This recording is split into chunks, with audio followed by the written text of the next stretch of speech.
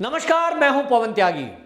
लखीमपुर हिंसा को लेकर जिस तरह से इस देश का विपक्ष, न्यायपालिका से जुड़े हुए लोग, यहां तक कि सुप्रीम कोर्ट जिस तरह का रवैया अपना रहा है, उस पर पूरे देश में एक बहस छिड़ी हुई है। लोग सवाल कर रहे हैं और लोग ये पूछ रहे हैं कि एक लिंचिंग हुई है, एक दुर्घटना हुई है, एक जीप अगर कुछ लोगों पर चढ़ी है, किसी ने कुचला है, वो बहुत बड़ा अपराध हो सकता है। ये भी एक अपराध है। 4 व्यक्ति मारे गए जीप के कुचलने से, तो जिन्होंने जीप से कुचला वो उसके लिए दोषी हैं। उनको जेल, फांसी जो हो कोर्ट तय करे, उनको सजा मिले। लेकिन सवाल यह भी है कि जिनको पीट पीट कर वहां मार दिया गया, वो जो भारतीय जनता पार्टी के कार्यकर्ता थे, और एक तो उसमें निषाद जाति का श्याम सुंदर गरीब व्यक्ति था, उसको भी लिंचिंग करके मार दिया गया। उसकी मौतों पर सवाल क्यों नहीं उठ रहा? अब आप बात देखिए, यहां दुर्घटना हुई है, वो किसने मारा, पत्थर लगा नहीं लगा, छोड़ दो। प्लेन अगर मैं ये कहूं कि 2 आदमियों ने, 2 गाड़ियों ने कुछ किसानों को कुचला, उसके बाद हिंसा भड़क गई, कुचलने से किसान 4 मर गए। लेकिन यह कहां का न्याय है इस देश में? क्या यहां तालिबानी शासन है? यहां पुलिस नहीं है? यहां कोई कानून नहीं है कि जिनको कुचला गया, उनके जो बाकी साथी हैं 1000 की संख्या में, उन्होंने जीप के अंदर बैठे हुए हर व्यक्ति को मार दिया? कहीं सुना है ऐसा? अगर मान लिया कभी किसी बस के ड्राइवर से किसी गाड़ी में टक्कर हो जाए और पब्लिक घेर ले, तो ड्राइवर को मारेंगे या जितनी सवारी है सबको मारेंगे? सवाल यह है कि जो विपक्ष कांग्रेसी ये सवाल उठा रहे हैं बार बार, और राकेश टिकैत भी ये बात कह रहे हैं कि मंत्री का बेटा गाड़ी चला रहा था, मंत्री के बेटे ने गोली चलाई। ठीक है, मान लो अभी जांच चल रही है और जिसके सबूत अभी कुछ लोग ये कह रहे हैं कि वो मंत्री का बेटा वहां नहीं था। मान लो मंत्री का बेटा वहां था, ड्राइविंग भी कर रहा था, उसकी गाड़ी से कुचलकर मौत हुई, मान लो, तो फिर उसको सजा हो, उसके पिता को सजा क्यों हो? मैं ये पूछना चाहता हूं। जितना विपक्ष, प्रियंका गांधी, राहुल गांधी, सारे मुलायम सिंह यादव के बेटे अखिलेश, राकेश टिकैत घोषणा कर रहे हैं कि रस्म पगड़ी के दिन तक मंत्री का अगर इस्तीफा नहीं हुआ तो आंदोलन पूरे देश में फैलेगा। इसका मतलब तो आप ब्लैकमेल कर रहे हो सरकार को, राज्य सरकार के साथ साथ केंद्र सरकार को भी ब्लैकमेल कर रहे हो कि केंद्रीय मंत्री का इस्तीफा हो, गलती हो या ना हो।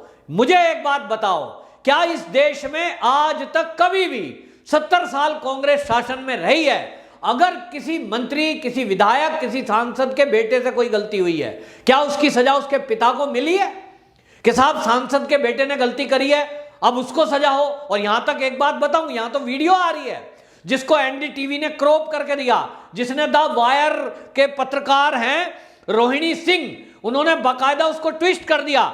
और वो क्या कह रहे हैं, द वायर वाले और किसान आईटी सेल उस वीडियो को क्रॉप कर रहे हैं जिसमें बता रहे हैं कि एक जो पुलिस वाला है वो पूछ रहा है कि गाड़ी कौन चला रहा था और थार गाड़ी किसकी थी। बता रहा है वो जो एक बनियान में बैठा हुआ युवक है कि वो गाड़ी अंकित दास, जो कि पूर्व एमपी हैं, अखिलेश दास का भतीजा, वो कांग्रेसी था, वो कांग्रेस के लखनऊ से मेयर भी रहे और यूपीए 1 के टाइम में कांग्रेस के इस्पात मंत्री भी रहे, केंद्र के इस्पात मंत्री रहे केंद्र के कांग्रेसी अखिलेश दास का भतीजा अंकित दास। वो फॉर्च्यूनर में था, थार गाड़ी में कांग्रेसी ही थे, और ये बयान जो दे रहा है उसके बयान को क्रॉप कर दिया, उसको कोई जिक्र नहीं कर रहा। अरे भाई, अगर कहीं कोई ये बयान पर आप संज्ञान ले रहे हैं कि कोई कह रहा है कि जीप में कुचलने वाला मंत्री का बेटा था, तो उस पर यकीन क्यों नहीं कर रहे जो कह रहा है कि कुचलने वाले कांग्रेसी थे? अगर आप वीडियो के आधार पर ही फैसला करना चाहते हैं, इस देश की न्यायपालिका और सुप्रीम कोर्ट, ये सब लोग वीडियो के आधार पर ही अगर निर्णय सुनाना चाहते हैं तत्काल, बिना जांच, तब फिर उस कांग्रेसी का जब नाम ले रहा है एक व्यक्ति, उस पर उस कांग्रेसी के भतीजे कांग्रेस के पूर्व केंद्रीय मंत्री के भतीजे को गिरफ्तार क्यों नहीं करा जा रहा? और जब ये फैसला सुनाने वाले ये फैसला सुना रहे हैं कि केंद्रीय गृह राज्य मंत्री अजय मिश्रा का बेटा दोषी है, इसलिए अजय मिश्रा इस्तीफा दें, मैं उनसे पूछना चाहता हूं तो फिर तो एक काम करो कि कांग्रेसी में भतीजा है तो भैया उसे भी पकड़ो, अखिलेश दास को। ऐसा है कहीं कानून में? नहीं है। लेकिन भाजपा के मामले में ये सारे कांग्रेसी, ये न्यायपालिका, सुप्रीम कोर्ट भी स्वतः संज्ञान ले लेता है और ये कहते हैं कि भाई इसमें कार्रवाई तुरंत करो। आपने कहीं सुना है कि पोस्टमार्टम 2 बार हुआ हो? कभी कभी किसी मामले में होता है, लेकिन लखीमपुर मामले में जिस तरह से झूठ बोला गया कि किसान की मौत गोली लगने से हुई है और गोली मारने वाला और कोई नहीं, अजय मिश्रा का बेटा आशीष मिश्र था, इसका मतलब झूठ चला दो और झूठ फैलाकर एक केंद्रीय मंत्री का इस्तीफा ले लो। ये एक ट्रेंड चलाया जा रहा है। और अगर आपको बता रहा हूं कि इस देश का विपक्ष इस तरह की दबाव वाली पॉलिसी करेगा और मोदी सरकार इसके दबाव में अपने केंद्रीय मंत्री का इस्तीफा ले लेती है, तो आगे से ये ट्रेंड चलने वाला है और कांग्रेस और विपक्ष और वामपंथी मीडिया इस ट्रेंड को चलाएंगे कि केंद्रीय मंत्री के रिश्तेदारों को घेरेंगे और कोई अपराध में उनको घोषित करेंगे झूठ बोल बोलकर। जिस तरह मैं बता रहा हूं कि द वायर के जो पत्रकार हैं रोहिणी सिंह, एनडीटीवी उसको दिखा रहा है क्रॉप करके वीडियो को, और जिसमें वो बोल रहा है जो पुलिस के पास है भैया, तो वो कह रहे भैया मतलब आशीष मिश्रा। क्या कमाल की बात है। वो पूरी वीडियो में बता रहा है, नाम बता रहा है अंकित दास, और अंकित दास को वो भैया बोल रहा है। और अंकित दास कौन है? कांग्रेसी। और कौन है? केंद्रीय इस्पात मंत्री, पूर्व केंद्रीय इस्पात मंत्री कांग्रेसी अखिलेश दास का भतीजा। स्पष्ट है। लेकिन इस देश का सुप्रीम कोर्ट, इस देश का विपक्ष, इसमें यहां किसान आंदोलन वाले, राकेश टिकैत उस वीडियो को इग्नोर कर देते हैं, उसकी बात नहीं सुन रहे, कोई बात नहीं कर रहा, कोई कांग्रेसी नहीं कर रहा। और ताज्जुब यह है कि मीडिया भी नहीं कर रहा। मेन स्ट्रीम का मीडिया, जो पत्रकार पूछ रहे हैं राहुल गांधी से, प्रियंका गांधी से, किसी ने पूछा ये जो कूच कर रहे हैं पंजाब से लेकर और सिद्धू लखीमपुर आने की जिद कर रहे हैं, कोई उत्तराखंड से आ रहा है, कोई छत्तीसगढ़ से आ रहा है, इनसे कोई पूछ रहा है कि भैया कांग्रेसी पूर्व मंत्री के भतीजे का नाम है, एक वीडियो में ले रहा है। तो भैया जब कांग्रेसियों ने जीप चढ़ाई है, कांग्रेसी फॉर्च्यूनर में थे ब्लैक कलर की, उन्होंने किसानों को कुचलाए, क्यों ना उनको दोषी माना जाए? नहीं, उस पर कोई बात नहीं करेगा, सवाल ही नहीं करेगा। ताज्जुब है कैसे पत्रकार है। अरे भाई मैं पत्रकारिता नहीं करता, लेकिन अगर मैं होता तो राहुल गांधी से पूछता और प्रियंका से पूछता कि आप ये बताइए 9 लोग मरे हैं, एक पत्रकार और 8 अन्य, उसमें 4 किसान परिवार से हैं और 4 बीजेपी के कार्यकर्ता हैं। क्या उनके प्रति कोई सहानुभूति नहीं होनी चाहिए, जिनको पीट पीट कर मार दिया गया, लिंच किया गया बीजेपी के कार्यकर्ताओं को? लोग मौन हैं। तो इसका मतलब यह हुआ कल को कहीं दुर्घटना हो सड़क पर, तो अगर वो बीजेपी के लोग हैं उन्हें पीट पीट कर मार दो, उनके लिए ना कोर्ट, ना जज, ना पुलिस, उनको तो जान से मार दो, ना उन्हें कोई मुआवजा दो, ना उन्हें कोई नौकरी दो। हैं ये ट्रेंड चला रहे हैं। बिल्कुल आप समझिए, पश्चिम बंगाल में यही तो हुआ। पश्चिम बंगाल में जब चुनाव निपटे, ममता बनर्जी के पक्ष में फैसला आया, उसके बाद क्या किया गया? बीजेपी के कार्यकर्ताओं को घर में घुस घुस कर मारा गया, उनके घर जलाए गए, उनकी महिलाओं तक से सामूहिक रेप हुए, सामूहिक रेप, कुंवारी बच्ची से भी हुआ। मामला सुप्रीम कोर्ट में पेंडिंग है, अभी तक सुनवाई नहीं हुई है। ये कोर्ट, मुझे बड़े दुख के साथ कहना पड़ रहा है कि मैं भारत में रहता हूं, लेकिन भारत की न्याय प्रणाली में देख रहा हूं, आज मेरी उम्र 50 साल से ऊपर हो गई, लेकिन सुप्रीम कोर्ट कोई सत्य संज्ञान नहीं लेता पश्चिम बंगाल की हिंसा पर। क्यों? क्या भारतीय जनता पार्टी के कार्यकर्ता, क्या संघ के कार्यकर्ता जहां मरते हैं वहां इस देश की न्यायपालिका के कान में जूं क्यों नहीं रेंगती? क्या उनका खून खून नहीं है? पश्चिम बंगाल की हिंसा पे high court, Calcutta high court टिप्पणी कर रहा है कि वहां कानून का राज कायम नहीं है, सत्ता का रूल कायम है। अरे भाई सुप्रीम कोर्ट अपनी हाई कोर्ट की सुन लेता, लेकिन नहीं सुनी। रेप के केस, सामूहिक रेप का केस सुप्रीम कोर्ट में पेंडिंग है, कोई सुनवाई नहीं है।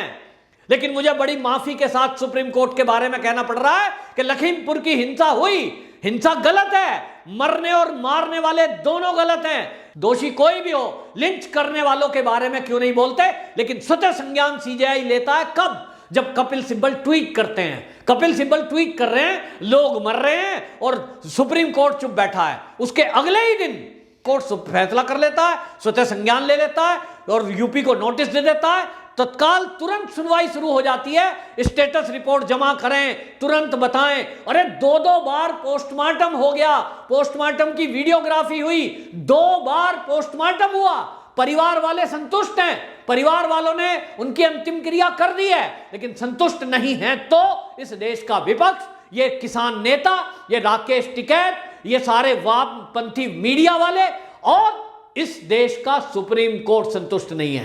क्या वो इस जो यूपी सरकार की अभी तक की कार्रवाई है इससे संतुष्ट नहीं है? वो कहते हैं हम खुद जाकर देखेंगे। क्या इस देश के सुप्रीम कोर्ट के जज हर मुद्दे में इसी तरह तत्परता दिखाते हैं? पश्चिम बंगाल में तो नहीं दिखाई, क्योंकि वहां बीजेपी के और संघ के कार्यकर्ताओं को चुनकर मारा गया। महिलाओं के साथ रेप हुआ। महिला के साथ रेप हो तो अगर वो बीजेपी की है, यदि उसका संघ से संबंध है, कितने सारे कार्यकर्ता केरल में मार दिए गए। कभी सुप्रीम कोर्ट का तो मैंने नहीं सुना कि उन्होंने कहा हो हमें बड़ा दुख हो रहा है, केरल सरकार तत्काल स्टेटस रिपोर्ट दे, क्या किया गया इस मुद्दे पर। नहीं, इसका मतलब यह है इस देश में एक वर्ग ऐसा है कि जो भारतीय जनता पार्टी और आरएसएस के कार्यकर्ता के मरने पर खुश होता है, उनकी मौत पर उसको दर्द नहीं होता। केवल दर्द तब होता है जब भारतीय जनता पार्टी की जहां सरकार हो और वहां कोई एक दलित मर जाए, कोई महिला के साथ रेप हो जाए, ये सारा एक ग्रुप है उठ खड़ा होता है एक साथ। उसमें मीडिया भी है, उसमें लिबरल्स भी हैं, उसमें अवार्ड वापसी भी हैं, उसमें टुकड़े टुकड़े वाले भी हैं और उसमें न्यायपालिका से जुड़े हुए लोग भी हैं, कपिल सिब्बल टाइप के। मामला पूरा पैकेज है। तो क्या ये साजिश है कि योगी जी के खिलाफ एक साजिश करो, वहां आंदोलन की घोषणा करो और एक निर्दोष को, जिसके बारे में अभी तक कोई सबूत नहीं है, बिना न्याय हुए ये कहो कि मंत्री के बेटे ने मारा है, मंत्री के बेटे ने मारा है, मंत्री का बेटा गाड़ी चला रहा था। अरे भैया वीडियो शामिल आ गई। अब पहले जीप से भागते हुए को कह रहे थे मंत्री का बेटा है, जब वो सामने आ गया जायसवाल, अब कह रहे ये नहीं, लेकिन गोली चलाने वाला मंत्री का बेटा था। 2 बार पोस्टमार्टम में कहीं भी ये नहीं आया कि गोली से कोई मरा है। तब ये गोली चलाने वाली थ्योरी क्यों दोहराई जा रही है? 26 जनवरी दिल्ली का कांड, लाल किला कांड, उसमें भी इसी तरह गोली के नाम पर झूठ बोलकर दिल्ली पुलिस को बदनाम करने की कोशिश की थी। दिल्ली पुलिस एक प्यादा था, एक मोहरा था, निशाना अमित शाह पर था। अमित शाह से ये लोग इस्तीफा मांगते अगर कहीं पोस्टमार्टम में किसी किसान को एक दिल्ली पुलिस के द्वारा गोली लगना सिद्ध हो जाता। आपको बता रहा हूं। तो ये पूरा एक रचा गया पूरा खाका है, जिसके पीछे खालिस्तानी सोच वाले पन्नू जैसे लोग बैठे हैं, करोड़ों रुपए की फंडिंग करते हैं। और इसीलिए उसने घोषणा भी कर दी पन्नू ने तो कि यूपी सरकार आपको 45 लाख दे रही है, मैं डबल दूंगा, आंदोलन करो, घेरो योगी को, मारो योगी को, ट्रैक्टर चढ़ा दो इन मंत्रियों के घर। इसका मतलब इस देश में केवल अराजकता चलेगी क्या? फैसले ऑन द स्पॉट होंगे? फिर इसका मतलब जहां भारतीय जनता पार्टी की सरकारें हैं, क्या वो भी अपने कार्यकर्ताओं को छूट दे दे कि भैया विपक्षी दल अगर कोई हो और आपकी गाड़ी एक्सीडेंट हो जाए तो पकड़ के ऑन द स्पॉट वहीं फैसला कर दो? क्या ऐसा करने से ये देश का संविधान से सरकार चलेगी या तालिबानी राज हो जाएगा? ये मैं पूछना चाहता हूं उन लोगों से जो इस सारे लखीमपुर के प्रकरण पर अभी भी यूपी सरकार को घेर रहे हैं, जिसने आपको बता दूं तत्काल कार्रवाई की है और अभी तक जांच चल रही है और जांच आयोग का गठन कर दिया गया है। हाई कोर्ट के जज प्रदीप श्रीवास्तव इसमें तय कर दिए गए हैं। उसके बाद भी इतनी बौखलाहट क्यों झूठ फैलाया जा रहा है? क्यों बीजेपी के कार्यकर्ताओं के मारे जाने पर, लिंचिंग करने पर किसी के चेहरे पर सिकन नहीं है? क्यों किसी के अंदर दर्द नहीं है? क्यों उनकी माओं के दर्द को कोई देखने वाला नहीं है? क्या इस देश में यही होता रहेगा? तो भारतीय जनता पार्टी की सरकारें भी अब इस तरफ सोचें। पश्चिम बंगाल का परिणाम आपने देख लिया। वोट डालने के लिए कोई भी भवानीपुर में निकला नहीं। लोगों ने कह दिया भाजपा को वोट देकर करना क्या है, मौत को गले लगाना है, मार देगी टीएमसी के कार्यकर्ता बाद में। और इसीलिए योगी जी बड़ा फूक फूक कर कदम उठा रहे हैं, लेकिन ये विपक्ष, ये न्यायपालिका ये सब लोग जुड़कर किसान आंदोलन वाले योगी जी को घेर कर उनसे एक तरफा कार्रवाई कराने का प्रयास कर रहे हैं, दबाव बना रहे हैं, जो बहुत ही गलत है। और योगी जी इस मामले में बड़ा सूझबूझ का परिचय देते हुए इस पूरी जांच को होने तक बड़े धैर्य से काम कर रहे हैं, बहुत ही इस मामले में संजीदा है। लेकिन आपको बता दूं, योगी की पुलिस, योगी का प्रशासन इस मामले में जैसी कार्रवाई कर रहा है वाकई में काबिले तारीफ है। और इस मामले में जो सवाल उठा रहे हैं वो सवालों के घेरे में हैं कि उनको 4 मौत पर कुछ नहीं दिखता, जहां कांग्रेस की सरकार है वहां कुछ नहीं दिखता, केरल में जहां बीजेपी के कार्यकर्ता मारे जा रहे हैं वहां कुछ नहीं दिखता, कश्मीर में आतंकवादी चुन चुनकर सिखों को और दलित को मार रहे हैं वहां कुछ नहीं दिखता, वहां कोई बात नहीं करेंगे। बात करेंगे तो भाजपा शासित राज्य में आखिर क्यों। वंदे मातरम।